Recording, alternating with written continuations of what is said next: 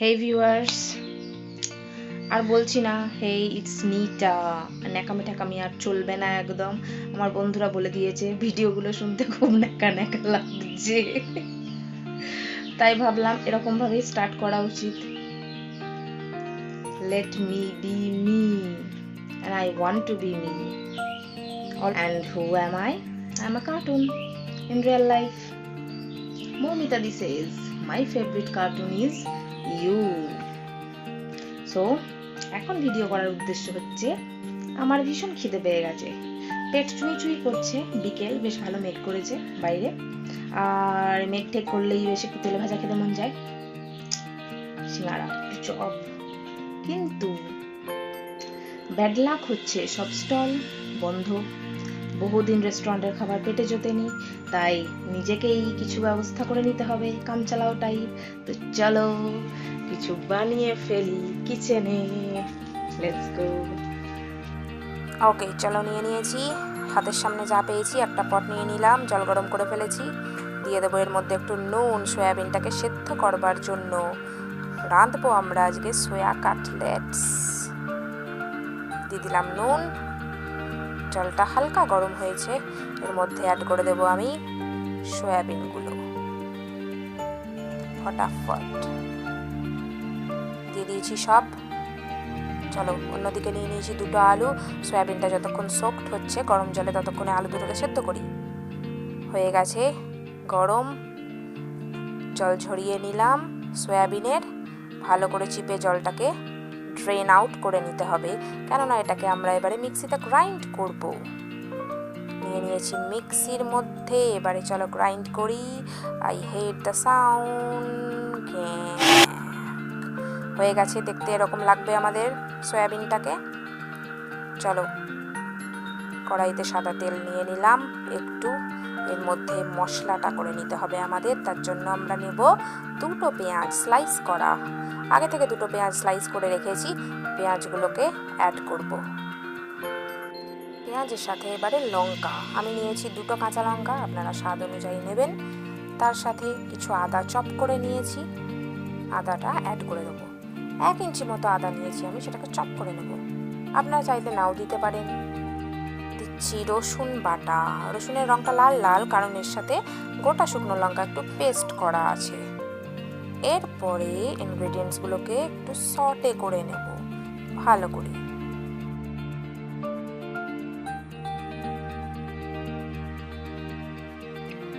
বেশ ফ্রাইড হয়ে গেছে, এবারে অ্যাড করছি নুন, দিলাম স্বাদ মতো নুন। এরপরে অ্যাড করব আমরা টারমারিক পাউডার, মানে হলুদ। বাস, এবারে আমি এটা ইউজ করছি স্পেশাল একটা মশলা, ধনে জিরে আর শুকনো লঙ্কা গুঁড়ো, শুকনো খোলা এগুলো টস করে আমি গুঁড়িয়ে রেখে দিয়েছি। বাড়িতে এটা খুব ভালোভাবে আপনারা কিন্তু ইউজ করতে পারেন। আর এখন যখন লকডাউনে বাড়িতেই আছেন, এই মশলাটা কিন্তু যদি গুঁড়িয়ে রেখে দেন একসাথে করে, তাহলে কিন্তু অনেক কাজে লাগে। ভালো করে মশলাটাকে ফ্রাই করে নিচ্ছি, ভালো করে ফ্রাই করব।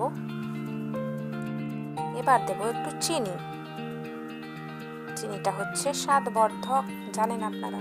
ওকে, ফাইনালি এবারে আমরা অ্যাড করতে চলেছি আমাদের হিরো সোয়া মিন্সিং, পুরো গ্রাইন্ড করা সোয়াটাকে অ্যাড করে দিলাম, ভালো করে মিক্স করে নিলাম, ভালো করে মিক্স করছি। অ্যাড করে দেবো এবারে স্ম্যাশড পটেটো, যেটা আমরা সিদ্ধ করে নিয়েছিলাম, দুখানা আলু, সেইটাকে দিয়ে দিলাম, ভালো করে মাখিয়ে নিলাম, কষিয়ে নিলাম। এটা হচ্ছে আমার প্রিয় বাদাম ভাজা, যেটা আমি সব রান্নাতে দেওয়াই পছন্দ করি। বাদামটাকে আমি আগে নুন দিয়ে ভেজে তারপরে গুঁড়িয়ে নিয়েছি, অ্যাড করে দিলাম। দারুণ, মুখে একটু পড়লে খুব ভালো লাগে। ধনে পাতা ফাইনাল টাচ, মিক্স করলাম, ফ্লেম অফ করে দিলাম, নামিয়ে নিচ্ছি ফ্লেম থেকে অন্য একটা পাত্রে। এবারে অ্যাড করছি একটুখানি গরম মশলা,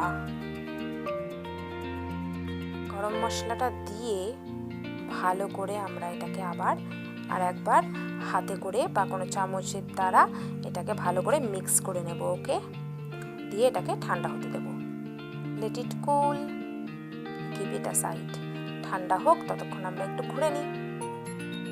ঠান্ডা হয়ে গেছে, এর মধ্যে অ্যাড করে দিচ্ছি ব্রেড ক্রাম্বস। ব্রেড ক্রাম্বসটা দিয়ে ভালো করে এই মিক্সচারটাকে মাখিয়ে নিন।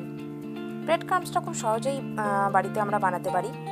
লকডাউনে যখন বাড়িতেই বসে আছি, তো ব্রেড ক্রাম্বসটাও ব্রেড কিনে এনে শুকনো খোলায় একটুখানি টস করে নিয়ে গুঁড়িয়ে নিতে পারি। মিক্স করে নিলাম। এবারে এগুলোকে আমরা কাটলেটের শেপ দেব, এবং কাটলেটের শেপ দেওয়ার জন্য হেল্প করতে চলে এসছে আমাদেরকে অহনা, আমার সিস্টার ইন ল। হাতে একটু তেল লাগিয়ে নিয়েছে। এবারে এগুলোকে কাটলেটের শেপ দেবেও। আমি অবশ্য শেখালাম ওকে যে কীভাবে কাটলেটের শেপ দিতে হয়। এটাকে প্রথমে ছোট ছোট গোল গোল করে ডো বানিয়ে নিতে হবে। তারপরে হার্ট শেপ বা রেক্ট্যাঙ্গুলার শেপ বা স্কোয়ার শেপ অনুযায়ী আমরা এটাকে বানিয়ে নিতে পারি। তো দেখো তোমরা কিভাবে ও ডোটাকে তৈরি করছে, হাতে তেল লাগিয়ে। এবারে চ্যাপটা চ্যাপটা করে করে শেপটাকে ঠিক জায়গায় নিয়ে আসতে হবে।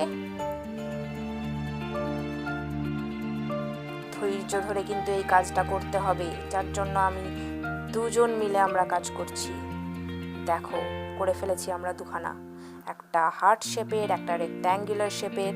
এরকমভাবেই আমরা সব কাটলেটগুলো রেডি করে ফেলবো বিভিন্ন রকমের শেপে। কড়াইতে তেল নিয়ে নিয়েছি আবার, কেননা কাটলেটগুলোকে এবারে আমরা ফ্রাই করব। সো কাটলেটগুলোকে প্রথমে আমি ডিমের মধ্যে ডোবাবো। উফ, চামচটাকে সরাতে হবে। ডিমটাকে আমি আগে নুন দিয়ে ফেটে নিয়েছি ভালো করে, 2টো ডিম নিয়েছি আপাতত। ডিমের মধ্যে আগে ডোবাবো, তারপরে ডিম থেকে উঠিয়ে নিয়ে তাকে ব্রেড ক্রাম্বসে ডোবাবো। ব্রেড ক্রাম্বসে ভালো করে মাখিয়ে নিতে হবে, এবং এই প্রসেসটাকে আমরা সেকেন্ড টাইম রিপিট করব। আবার এটাকে ডিমে ডোবাবো, তারপরে আবার ব্রেড ক্রাম্বসে ডোবাবো। তারপরে যদি আমরা এটাকে 10 মিনিট মতো আলাদা করে রেখে দিতে পারি, তাহলে কিন্তু জিনিসটা ভালোভাবে সেট হয়ে যায়। চলো আরেকবার ডিমে ডুবিয়ে নিই। এরপর আবার ব্রেড ক্রাম্বসে ভালো করে মাখিয়ে নিতে হবে, যাতে করে ব্রেড ক্রাম্বসগুলো যখন আমরা ফ্রাই করব এরপরে কাটলেটগুলোকে, ব্রেড ক্রাম্বসগুলো যাতে ছেড়ে না যায় তেলের মধ্যে, খুব অসুবিধা হয় ওটা। সুতরাং আমরা যদি ব্রেড ক্রাম্বসে লাগিয়ে নিয়ে এরপরে যদি এটাকে আলাদা করে রেখে দিই 10 মিনিট, কিন্তু ওহো আমার এখন একদমই টাইম নেই, আমাকে তাড়াতাড়ি ফ্রাই করে খেতে হবে, আমার খুব খিদে পেয়েছে। সবাই রেডি হয়ে বসে আছে সোয়া কাটলেট খাবে বলে বাড়ির। চলো ফ্রাই করে ফেলেছি। এরকমভাবে সব কাটলেটগুলোকেই আমরা প্রথমে রেডি করে নেব। টাড়া, হয়ে গেল সব কটা কাটলেটস রেডি। ব্রেড ক্রাম্বসে আর ডিমে ডুবিয়ে সব কটা কাটলেটসকে এইরকমভাবে আমরা রেডি করে ফেলেছি। চলো ফ্রাই করি। রেডি টু বি ফ্রাইড দিয়ে দিলাম। ফ্লেমটা কিন্তু কম করে দিতে হবে, না হলে পুড়ে যাবে। এমনিতে আমাদের ভিতরটা হয়েই আছে, কাটলেটের ভিতরটা কিন্তু ভালোভাবে কুকড। আর দুটো আমি পরে দিয়েছি, টার্ন করব। এই দুটো দেখো কি সুন্দর কালার এসছে, পুরো রেস্টুরেন্টের মতো। আর এই দুটো হালকা গোল্ডেন ব্রাউন হয়েছে। তুমি যেরকম ভাবে চাও সেই রকম কালারটাই রাখতে পারো, খেতে খুব একটা খারাপ লাগে না। রেডি রেডি হয়ে গেছে, নামিয়ে নিয়েছি। দেখো কেমন লাগছে দেখতে। আহা, রেডি হয়ে গেল তাহলে আমাদের সোয়া কাটলেট। নিজেরা তৈরি করো, বাড়িতে বসে ফ্যামিলির সাথে খাও, এনজয় করো। আর আমার এই ভিডিওটা যদি পছন্দ হয় তো লাইক, কমেন্ট ও শেয়ার করতে ভুলবেন না। Bye bye.